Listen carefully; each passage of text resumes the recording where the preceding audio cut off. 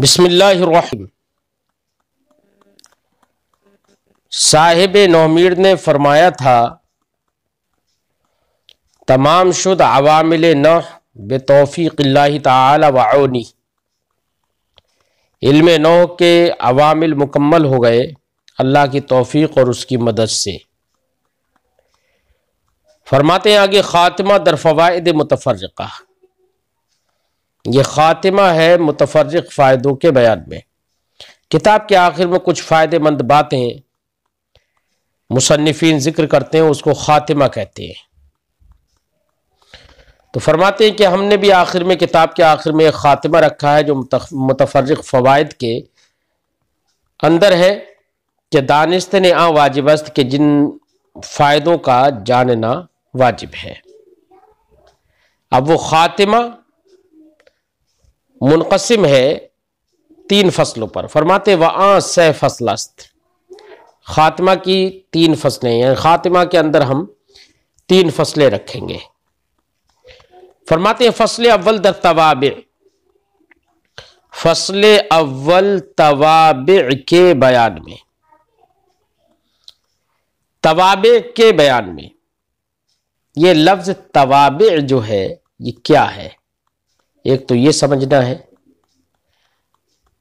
دوسرا یہ سمجھنا ہے کہ توابع کسے کہیں گے، توابع کا حکم کیا ہوگا، یہ 3 باتیں سمجھنا ہے۔ تو سب سے پہلے تو ہم بتائیں کہ توابع یہ تابع کی جمع ہے، تابع کی جمع توابع۔ اب ہمیں تابع کی تعریف کرنا ہے کہ تابع کسے کہتے ہیں، تابع کو سمجھنا ہے۔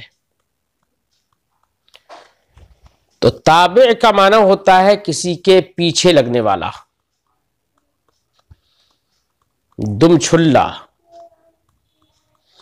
کوئی دوسرے کے ساتھ ساتھ لگا رہے، دامن پکڑے رہے، اس کو تابع کہتے ہیں، پیروی کرنے والا، یہ لغوی معنی ہے۔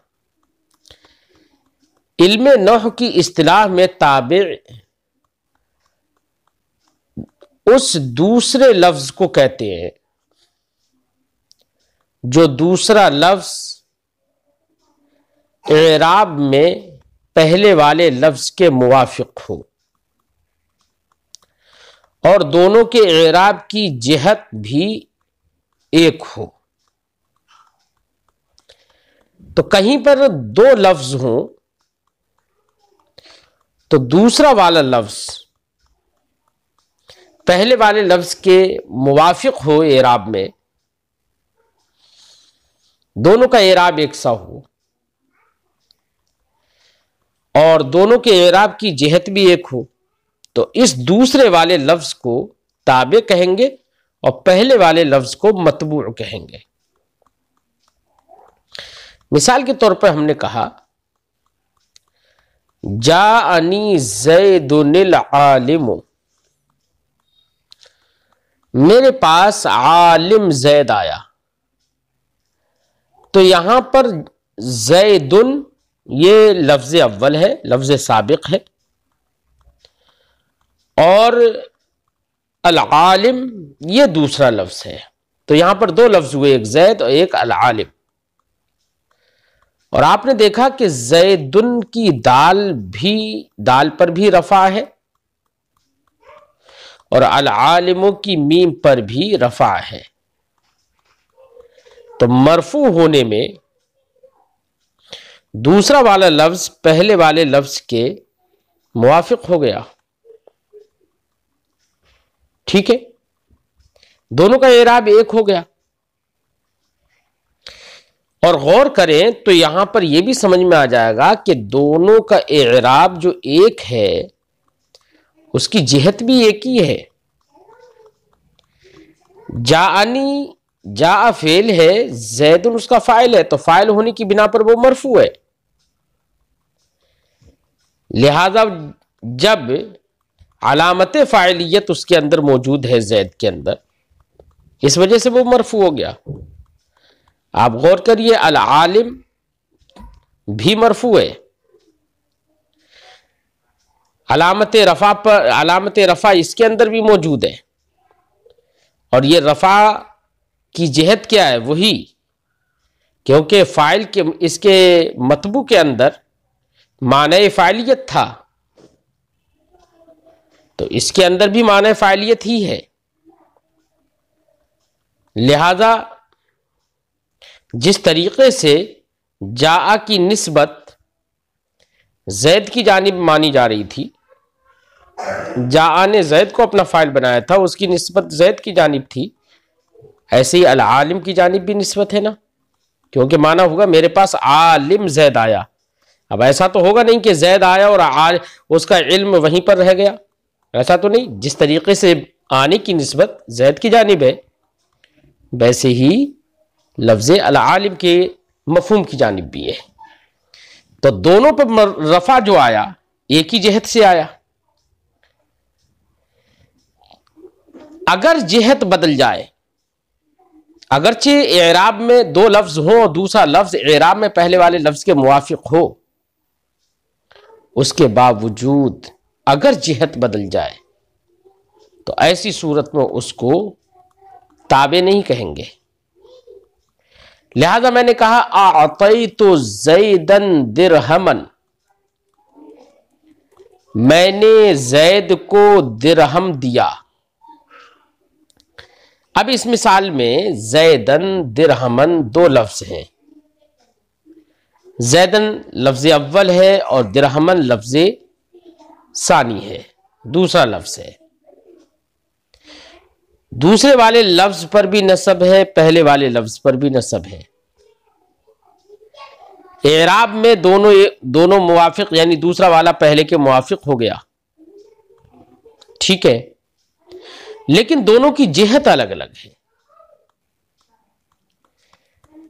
اعطیت زیدن میں زید پر نصب آیا اس جہت سے کہ اسے دیا گیا، میں نے اسے دیا، اور درہمن پر نصب آیا اس جہت سے کہ وہ دیا گیا ہے۔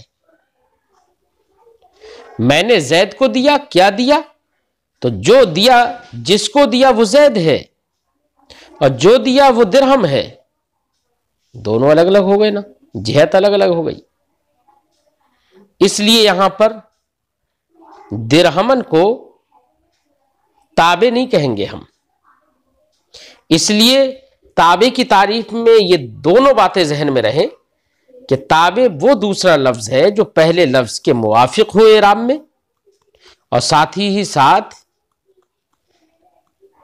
پہلے والے لفظ اور دوسرے والے لفظ دونوں کی اعراب کی جہت ایک ہو۔ یہ دونوں قیدیں تابع کی تعریف میں ملحوظ رکھنے کی ضرورت ہے۔ یہ ہم نے تابع کی تعریف کر دی۔ اب اسی تعریف سے اور ہماری اسی تقریر سے، ہماری انہی مثالوں کے سمجھانے سے آپ کو تابع کا حکم بھی سمجھ میں آ گیا ہوگا۔ تابع کا حکم یہ ہوگا کہ تابع اپنے مطبوع کے موافق ہوتا ہے اعراب میں، یعنی رفع، نصب اور جر میں۔ یعنی مطبوع پر اگر رفع ہوگا تو تابع پر بھی رفع ہوگا، مطبوع پر اگر نصب ہوگا تو تابع پر بھی نصب ہوگا، مطبوع پر اگر جر ہوگا تو تابع پر بھی جر ہوگا۔ یہ تابع کا حکم ہوگا، ٹھیک ہے۔ تو ہم نے تابع کی تعریف سمجھی، تابع کا حکم سمجھ لیا۔ اب ہمیں یہ سمجھنے کی ضرورت ہوگی کہ تابع کتنے طرح کے ہوتے ہیں، کتنی قسمیں ہوتی ہیں تابع کی۔ اس کو سمجھنے سے پہلے تھوڑا سا ترجمہ لگاتے ہیں۔ فصل اول در توابع، فصل اول توابع کے بیان میں ہے۔ بدا کے آپ جان لیجئے تابع لفظ است کہ دومی از لفظ سابق باشد بے اعراب سابق۔ تابع ایسا دوسرا لفظ ہے، تابع لفظ است کے دومی از لفظ سابق باشد، تابع ایسا دوسرا لفظ ہے جو لفظ سابق سے دوسرا ہو. ایسا لفظ ہے کہ دو میں از لفظ سابق جو لفظ سابق سے دوسرا ہو، یعنی دو لفظ ہوں ان میں دوسرا لفظ تابع ہے، بے اعراب سابق، اعراب سابق کے ساتھ ہو، یعنی پہلے والے لفظ کے اعراب کے ساتھ ہو. از یک جہت، ایک جہت سے دونوں کا اعراب ہو. ہم نے ایک جہت والی جو قید انہوں نے لگائی ہے تعریف میں، اس کی ہم نے توسیع کر دی ہے. لفظ سابق را مطبوع گویند، تو دوسرے والے لفظ کو تابع کہتے ہیں اور پہلے والے لفظ کو سابق کو مطبوع گویند، مطبوع کہتے ہیں. وہ حکم تابع است، تابع کا حکم یہ ہے کہ ہمیشہ در اعراب موافق مطبوع باشد، کہ ہمیشہ اعراب میں مطبوع کے موافق ہوگا. اب آگے فرماتے ہیں وہ تابع پنج نوع است، تابع کی 5 قسمیں ہیں. تابع کی کل کتنی قسمیں؟ 5 قسمیں. پہلی قسم ہے صفت. صفت بھی تابع ہے. صفت کی کیا تعریف کریں گے؟ من حیث التابع، تابع ہونے کی حیثیت سے صفت کی کیا تعریف ہوگی، یعنی تابع صفت کسے کہیں گے؟ تو کہتے ہیں کہ تابع صفت وہ ایسا تابع ہے جو ایسے معنی پر دلالت کرے جو معنی مطبوع کے اندر موجود ہو یا مطبوع کے متعلق میں موجود ہو. اگر کوئی دوسرا والا لفظ ایسے معنی پر دلالت کرتا ہے، ایسا معنی بتاتا ہے جو معنی مطبوع کے اندر پایا جاتا ہے یا جو معنی مطبوع کے کسی متعلق کے اندر پایا جاتا ہے، تو ایسے تابع کو تابع صفت کہتے ہیں. مطبوع کے اندر معنی پایا جائے، اس کی مثال جیسے ہم نے کہا جاءنی زید العالم، میرے پاس عالم زید آیا. تو یہاں پر العالم صفت ہے، یہ ایک تابع ہے، دوسرا لفظ ہے، اور یہ دلالت کرتا ہے علم پر، ایسے معنی پر دلالت کرتا ہے جو معنی زید یعنی مطبوع کے اندر موجود ہے. کیونکہ میرے پاس عالم زید آیا تو زید کے اندر تو علم ہے نا، تو عالم نے ایسے معنی پر دلالت کی جو معنی مطبوع کے اندر موجود ہے. اور کبھی تابع صفت جو ہے وہ ایسے معنی پر دلالت کرتا ہے جو معنی مطبوع کے اندر تو نہ ہو لیکن مطبوع کے متعلق میں ہو، تو اس کو بھی صفت ہی کہیں گے.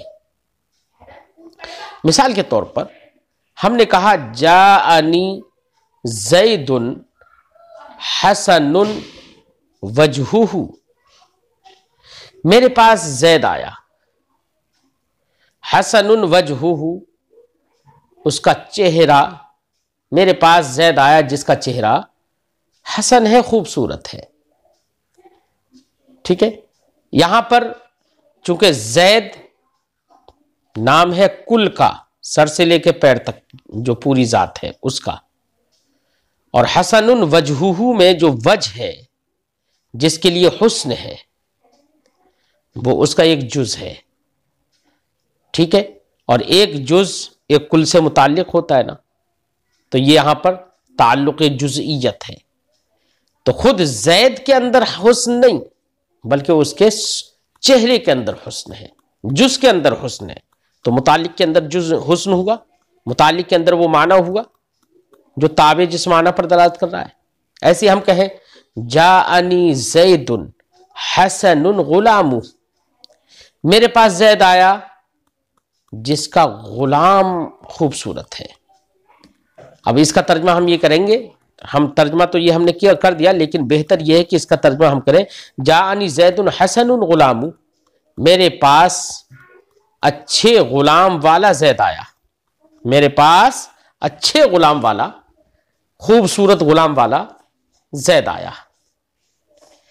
اب ظاہر بات ہے کہ خوبصورتی یہاں پر حسن یہ تابع ہے، یہ دلالت کرتا ہے کہ ایسے معنی پر، ایسے حسن پر جو حسن زید کے اندر نہیں ہے بلکہ اس کے تابع بلکہ اس کے متعلق یعنی غلام کے اندر ہے۔ اور غلام اپنے آقا سے تعلق رکھتا ہے، کون سا تعلق رکھتا ہے؟ تعلق ملکیت، کہ غلام کا اس کا آقا مالک ہوتا ہے، تو یہ تعلق ملک ہو گیا۔ ایسی ہی ہم نے کہا جاءنی زید حسن ابوہ، میرے پاس زید آیا، اس کا باپ حسن ہے، یعنی اچھے باپ والا زید آیا میرے پاس۔ تو یہاں پر حسن ابوہ میں حسن نے ایسے معنی پر دلالت کری جو معنی زید کے اندر مطبوع کے اندر تو نہیں ہے، لیکن زید کے یعنی مطبوع کے متعلق یعنی باپ کے اندر ہے، اور باپ سے تعلق یہ تعلق جزئیت ہے۔ کیا ہے تعلق؟ تعلق جزئیت۔ ظاہر بات ہے ایک بیٹا اپنے باپ کا جز ہوتا ہے، ٹھیک ہے۔ بہرحال صفت ایسا تابع ہے جو دلالت کرے ایسے معنی پر جو معنی خود مطبوع کے اندر ہو یا مطبوع کے متعلق کے اندر ہو، چاہے اس مطبوع کے متعلق کا اس مطبوع سے تعلق، چاہے تعلق جزئیت ہو چاہے تعلق ملکیت ہو۔ اگر متعلق کے اندر معنی موجود ہے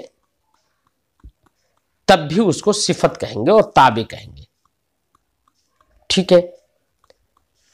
مثال دے رہے ہیں، فرماتے ہیں اول صفت توابع کی 5 قسموں میں سے پہلی قسم صفت ہے، وہ تابع است کہ دلالت کند بر معنی کہ در مطبوع باشد۔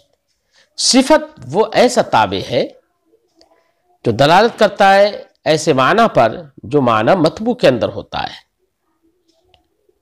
جیسے جاءنی رجل عالم، میرے پاس عالم مرد آیا، علم والا مرد آیا۔ تو یہاں پر عالم نے ایک ایسے معنی علم پر دلالت کی ہے جو علم کس کے اندر ہے؟ رجل کے اندر ہے نا، یا بر معنی کہ در متعلق مطبوع باشد، یا ایسے معنی پر دلالت کرے جو مطبوع کے اندر تو نہ ہو لیکن مطبوع کے متعلق میں ہو، جیسے جاءنی رجل حسن غلام، جیسے میرے پاس رجل آیا، مرد آیا جس کا غلام اچھا ہے، یا ابو ہو کہے تو یہاں پر غلام ہو اور ابو ہو دونوں مثالیں دے کر صاحب کتاب نے اشارہ کیا اس بات پر کہ تعلق جزئیت بھی ہو سکتا ہے اور تعلق ملکیت بھی ہو سکتا ہے، ٹھیک ہے۔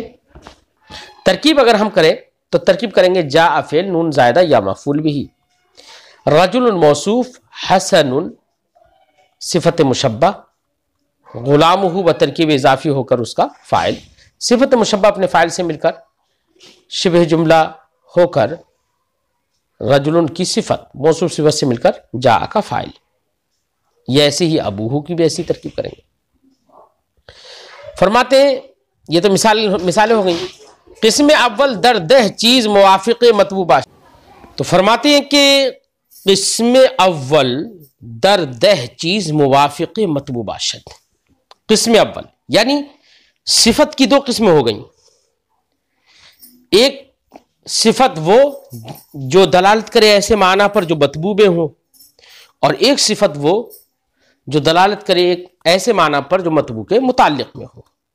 تو اگر خود مطبوع کے اندر معنی موجود ہے، اگر کوئی ایسی صفت ہے، ایسا تابع ہے، تو ایسا تابع اپنے مطبوع کے موافق ہوگا 10 چیزوں میں، موافقت وہاں 10 چیزوں میں ضروری ہے، 10 چیزوں میں موافقت ہوگی۔ اب 10 میں سے تحقق تو 5 ہی کا ہوگا، مثلا تعریف میں، تنکیر میں، تذکیر میں، تانیث میں، افراد و تثنیہ میں، جمع میں، رفع نصب جر میں، کتنے ہو گئے؟ 10 چیزیں ہو گئیں۔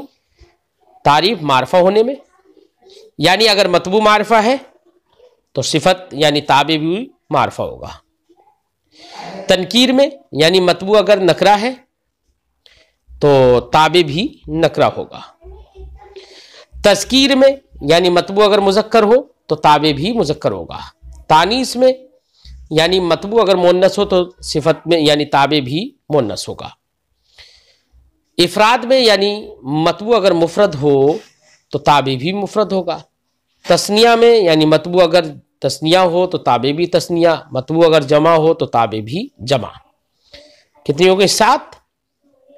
اور رفع نصب جر میں یعنی مطبوع پر رفع ہو یا نصب ہو یا جر ہو تو تابع پر بھی رفع یا نصب یا جر ہوگا. میں نے آپ سے کہا تھا کہ یہ 10 چیزوں میں موافقت واجب، لیکن 10 چیزوں میں سے 5 چیزوں کا ہی تحقق ہوگا ایک وقت میں. کیوں؟ اس لیے کہ آپ جانتے ہیں کہ اگر تعریف ہوگی تو تنکیر نہیں ہوگی، ٹھیک، تذکیر ہوگی تو تانیث نہیں ہوگی، افراد ہوگا تثنیہ اور جمع میں سے کوئی ایک ہوگا تو دوسرے 2 نہیں ہوں گے، ٹھیک، رفع نصب جر میں سے کوئی ایک ہوگا تو دوسرے نہیں ہوں گے. تو یا تو تعریف ہوگی یا مثلا کسی لفظ میں تعریف ہے، تذکیر ہے، مذکر ہے، مفرد ہے، وہ معرفہ ہے اور مذکر ہے، 2 ہو گئی. تثنیہ و جمع افراد میں سے کوئی ایک ہے، مفرد ہے، مثلا 3 ہو گئی. پھر اس کے بعد رفع نصب جر میں سے کوئی ایک ہو تو 4 ہو گئی نا. میں نے اتفاق سے بول دیا 5. 4 ہی چیزوں کا تحقق ہوگا ایک وقت میں، ٹھیک ہے. مثال کے طور پر اوپر کی مثال میں دیکھ لیجئے، جاءنی رجل حسن، جاءنی رجل عالم، میرے پاس عالم مرد آیا. یہی قسم اول ہے نا. تو کریں کہ اس میں رجل نکرہ ہے تو عالم بھی دیکھیے نکرہ ہے، رجل مفرد ہے تو عالم بھی مفرد ہے، رجل مرفوع ہے تو عالم بھی مرفوع ہے، ٹھیک ہے نا. ایسی رجل مذکر ہے تو عالم بھی مذکر ہے. تو 4 چیزوں کا تحقق ہو گیا نا.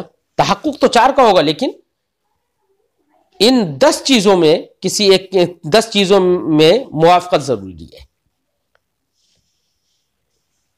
لیکن ایک وقت میں تحقق صرف 4 ہی کا ہوگا. فرماتے ہیں جیسے عندی، اب وہ موافقت کر کے دکھا رہے ہیں مثالیں. جیسے عندی رجل عالم، تو یہاں پر رجل عالم میں کس میں موافقت ہے کہ رجل نکرہ ہے، عالم نکرہ ہے، رجل مفرد ہے، عالم مفرد ہے، رجل مذکر ہے، عالم بھی مذکر ہے، رجل مرفوع ہے، عالم بھی مرفوع ہے. 4 میں موافقت ہو گئی. ایسی عندی رجلان عالمان، میرے پاس 2 عالم مرد ہیں. تو یہاں پر کس میں موافقت ہے؟ رجلان مذکر ہے، عالمان مذکر ہے، رجلان تثنیہ ہے، عالمان تثنیہ ہے، ٹھیک ہے. رجلان نکرہ ہے، عالمان بھی نکرہ ہے، رجلان مرفوع ہے، عالمان میں بھی مرفوع ہے، کیونکہ حالت تثنیہ کا حالت رفع میں اعراب کیا ہوتا ہے؟ الف کے ساتھ، ٹھیک ہے. ایسے ہی میں نے کہا ہے عندی رجال عالمون، میرے پاس عالم مرد ہیں، تو یہاں پر جمع میں موافقت ہے، باقی سب وہی چیزیں. ایسی عندی امرأۃ عالمۃ، یہاں پر امرأۃ عالمہ، یہاں تذکیر نہیں ہے، تانیث ہے، ٹھیک ہے، باقی سب وہی چیزیں. وَإِمْرَأَتَانِ عَالِمَتَانِ، یہاں پر تثنیہ ہے اور مؤنث ہے نا، اور مرفوع ہے اور نکرہ ہے. 4 میں موافقت ہو گئی نا. وَعِنْدِي نِسْوَةٌ عَالِمَاتٌ، یہاں پر نسوۃ جمع ہے، عالمات بھی جمع ہے، ٹھیک ہے نا. رجال عالمون میں جیسے تھا، بس وہاں پر یہ تھا کہ رجال مذکر تھا تو عالمون مذکر، نسوۃ مؤنث ہے تو عالمات اس کی صفت بھی تابع بھی مؤنث ہے. تو صفت جو تابع ہوتا ہے وہ 2 طرح کا ہوتا ہے. ایک وہ کہ جو دلالت کرے ایسے معنی پر جو مطبوع میں ہو، اس کی تو مثالیں دے دی اور کہا کہ 10 چیزوں میں موافقت ضروری ہے. اور ایک تابع صفت وہ تابع ہے جو دلالت کرے ایسے معنی پر جو معنی مطبوع کے اندر تو نہ ہو لیکن مطبوع کے متعلق میں ہو. اگر مطبوع کے متعلق میں ہوگا تو اس میں 10 چیزوں میں موافقت ضروری نہیں ہوگی، بلکہ فرماتے ہیں اما قسم دوم، رہا قسم دوم موافق مطبوع باشد، تو قسم دوم یہ مطبوع کی موافق ہوگی در 5 چیزوں میں: تعریف میں، تنکیر میں، رفع نصب جر میں، ٹھیک ہے. ان 5 چیزوں میں موافق ہوگی. جیسے مثال دے رہے، جیسے جاءنی رجل عالم ابوہ، میرے پاس علم والے باپ کا آدمی علم والے باپ کا باپ عالم، جس کا باپ عالم ہے ایسا شخص آیا ہے، یعنی میرے پاس عالم باپ والا مرد آیا، عالم باپ والا، علم والے باپ والا مرد آیا، ٹھیک ہے نا، عالم باپ والا یہ کہہ لو ترجمہ۔ جانی رجل عالم ابوہ، میرے پاس عالم باپ والا آدمی آیا۔ یہاں پر عالم ہے کون؟ رجل تو ہے نہیں، مطبوع تو رجل ہے یہاں، لیکن علم رجل کے اندر نہیں ہے، اس کے باپ کے اندر ہے، تو متعلق کے اندر یہاں پر معنی پایا گیا نا صفت کا، تو متعلق کے مطبوع میں یہاں پر معنی ہے۔ اب یہاں پر دیکھیے 5 چیزوں میں موافقت ہوگی۔ ایک تو کس میں؟ تعریف و تنکیر میں، تو تعریف و تنکیر میں سے رجل نکرہ ہے، ٹھیک ہے، اور رفع نصب جر میں، تو رجل جیسے مرفوع ہے ویسے ہی عالم ابوہ بھی مرفوع ہے، عالم بھی مرفوع ہے، ٹھیک ہے نا۔ لیکن باقی چیزوں میں موافقت ضروری نہیں ہے، ہو بھی سکتی ہے، جیسے یہاں پر رجل مفرد ہے، عالم بھی اتفاق سے مفرد ہے، ٹھیک ہے نا۔ لیکن کبھی کبھی ایسا بھی تو ہو سکتا ہے یہاں پر عالم نہ ہو کر کچھ اور ہو، مثلا عالمون ہو آگے اور اس کے بعد پھر جماعی اس کی خبر ہو، ایسا بھی ہو سکتا ہے نا۔ عالمون اب آباؤہم ہم یہ کہیں، جاءنی رجل عالمون آباؤہ ہم یہ کہیں، تو اب ایسی صورت میں جمع میں اور مفرد ہونے میں دیکھیے موافقت نہیں ہو پائی، ٹھیک ہے، تو صرف 5 چیزوں میں موافقت ضروری ہے۔ فرماتے ہیں بدا کہ آپ جان لیجئے نکرہ را بجملہ خبریہ صفت تمام کرد، نکرہ جملہ خبریہ کی صفت ہو سکتا ہے، وہ نکرہ را بجملہ خبریہ صفت تمام کرد، نکرہ کو جملہ خبریہ سے موصوف کیا جا سکتا ہے، یعنی کوئی نکرہ ہو نا، یہاں سے صاحب کتاب اصل میں یہ بات بتانا چاہتے ہیں کہ آپ نے ابھی جتنی مثالیں پڑھی ان میں سب میں دیکھا کہ موصوف مفرد ہے تو اس کی صفت بھی مفرد آئی ہے، لیکن بتاتے ہیں کہ موصوف کی صفت کبھی کبھی جملہ بھی ہو جاتی ہے، کیوں؟ لیکن جملہ موصوف کی صفت ہوگی تبھی جبکہ موصوف نکرہ ہو، کیونکہ جملہ جو ہوتا ہے وہ نکرہ کے حکم میں ہوتا ہے، اس لیے موصوف اگر نکرہ ہوگا نا تو جملہ اس کی صفت بن جائے گا۔ فرماتے ہیں بدا کہ آپ جان لیجئے نکرہ را بجملہ خبریہ صفت تما کرد، نکرہ کو جملہ خبریہ سے موصوف کیا جا سکتا ہے، یعنی موصوف کیا جا سکتا ہے، اس کی صفت جملہ خبریہ لائی جا سکتی ہے۔ تو ایک تو یہ یہاں پر چند چیزیں ضروری ہیں، ایک تو یہ کہ موصوف نکرہ ہو، دوسرا یہ کہ اس کی صفت جملہ خبریہ ہو، ٹھیک ہے نا، جملہ انشائیہ نہ ہو، جملہ انشائیہ صفت نہیں بنے گا نکرہ کی۔ تیسری بات یہ بھی ضروری ہے کہ جو جملہ صفت بن رہا ہے نا اس جملے کے اندر ایک ایسی ضمیر ہو جو موصوف کی جانب لوٹتی ہو تاکہ ربط پیدا ہو سکے، کیونکہ جملہ تو مستقل بے نفسیہ ہوتا ہے، اسے تو کسی کی ضرورت ہی نہیں ہے، جبکہ صفت اپنے موصوف کی محتاج ہوتی ہے، اور جملہ ہونے کی حیثیت سے تو مستقل بے نفسیہ ہے، اسے کسی کی ضرورت نہیں۔ جب کسی کی ضرورت نہیں ہے تو اب ربط پیدا کرنے کے لیے، احتیاج پیدا کرنے کے لیے اس کے اندر ضمیر کا ہونا ضروری ہے، اسی لیے مثال دیں گے جس میں یہ تینوں چیزیں پائی جائیں گی۔ جیسے مثال دی جاءنی رجل ابوہ عالم، تو جاءنی رجل ابوہ عالم، یہاں پر رجل نکرہ ہے نا موصوف، ابوہ عالم جملہ خبریہ ہے نا، اور تیسری بات بھی ہے ابوہ عالم میں دیکھیے جملے کے اندر ایک ضمیر ہے جو رجل کی طرف لوٹ رہی ہے، ابوہ میں ہا ضمیر ہے نا، تینوں چیزیں پالی گئیں۔ فرماتے ہیں بدر جملہ ضمیر عائد بنکرہ لازم باشد، جب موصوف کی صفت جملہ ہو اور نکرہ کی صفت جملہ ہو تو ایسی صورت میں جملہ کے اندر ایک ضمیر ہونا ضروری ہے جو ضمیر نکرہ کی جانب لوٹے. وہی فرماتے ہیں وہ در جملہ، جملے کے اندر ضمیر عائد بنکرہ لازم باشد، نکرہ کی طرف لوٹنے والی ضمیر کا ہونا لازم ہے تاکہ ربط پیدا ہو جائے اور جملے کی اس موصوف کی طرف احتیاج پیدا ہو جائے. ورنہ تو مستقل، اگر جملہ تو مستقل بنفسہ ہوتا ہے، اسے تو کسی کی ضرورت نہیں ہے. ٹھیک ہے.